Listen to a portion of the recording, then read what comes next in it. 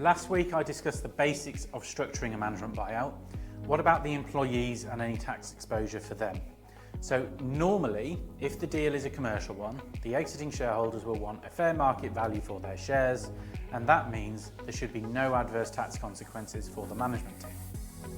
They will still need to consider whether it's necessary to complete a Section 431 election, which is all about restricted securities and ensuring no income tax issues in the future, and also consider reporting the shares under HMRC's Employment-Related Securities reporting system.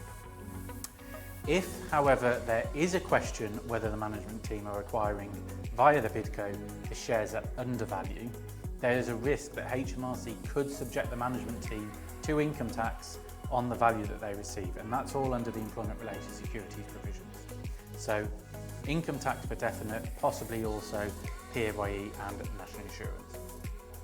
So we normally deal with this issue, i.e. the sale at an undervalue, by offering the exiting shareholders additional deferred consideration, often in the form of fixed preference shares. So to give an example, if a company is worth £5 million, but the exiting shareholders don't want to put the company under undue cash flow pressure, so they allow the management team to acquire the shares for, say, £4 million.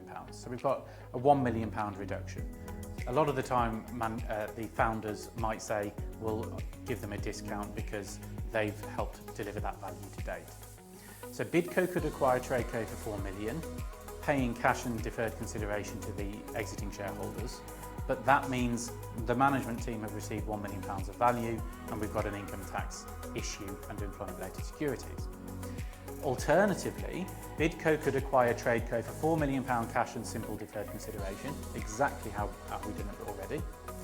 And now the exiting shareholders will also receive some preference shares, which give them a fixed value of the first £1 million of future sale proceeds. Now, for the management team, there's no transfer of value, so there's no income tax charge. And the reason is because we've fixed that reduction in value around those preference shares.